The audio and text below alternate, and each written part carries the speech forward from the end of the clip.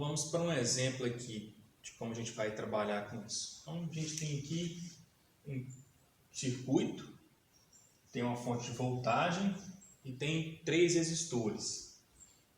Perceba que aqui a gente não tem só em série nem só em paralelo, então a gente tem dos dois tipos. Então a pergunta, qual que é a corrente que vai ser fornecida aqui pela bateria? Qual corrente vai circular pelo circuito aqui?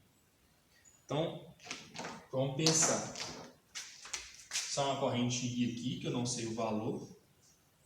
Essa corrente I vem caminhando pelo circuito, passa por esse resistor de 3 ohms aqui, chega aqui, ó, ela tem 2 caminhos possíveis. Então ela vem para cá, vou chamar de corrente I1, e vem para cá, eu vou chamar de corrente I2. Então essa corrente I dividiu em 2 correntes. Passou aqui, não tem mais nada para ela gastar a voltagem aqui, então ela se juntou, volta-se a corrente I.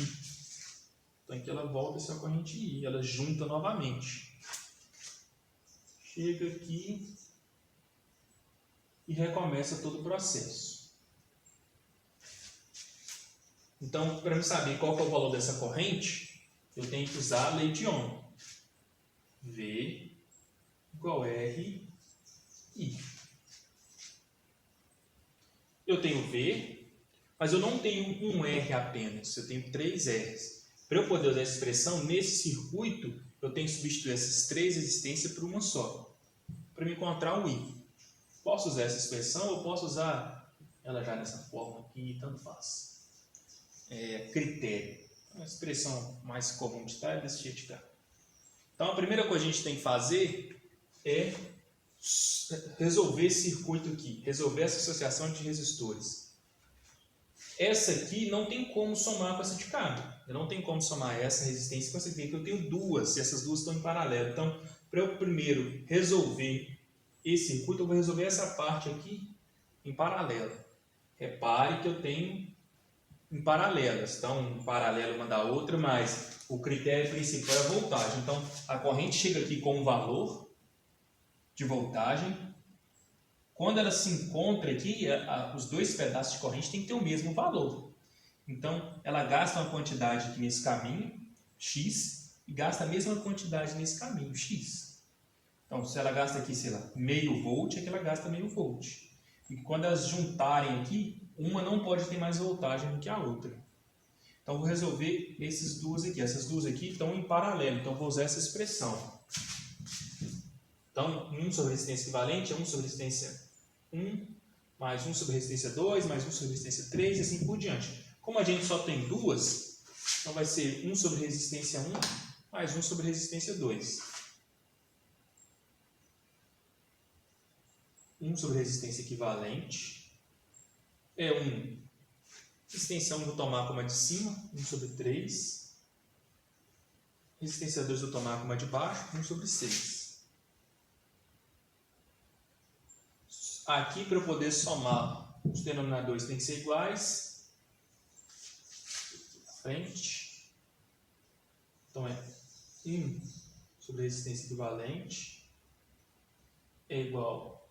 O MMC de 6 e 3 é 6. 6 dividido por 3, 2. 2 vezes 1, 2.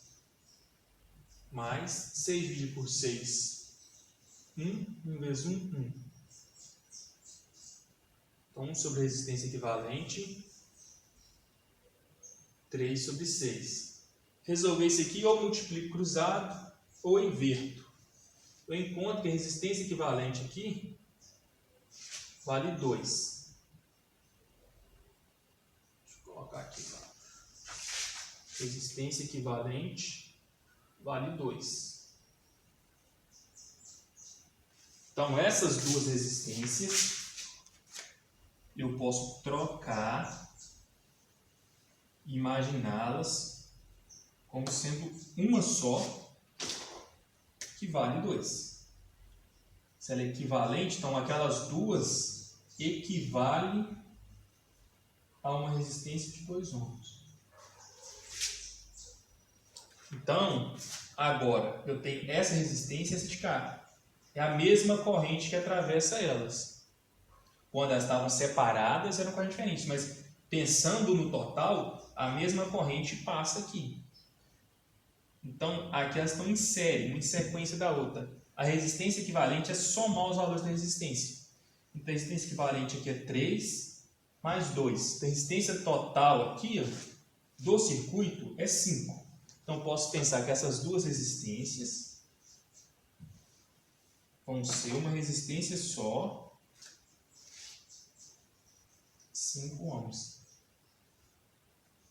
Então, eu substituí 3 resistências, uma de 3, outra de 3 e uma de 6, e encontrei um valor de 5.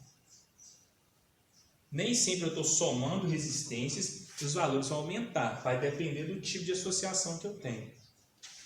Agora, para encontrar a corrente, é só aplicar ou essa de cá ou essa de cá. Vamos usar essa aqui, ó, que já está mais prático.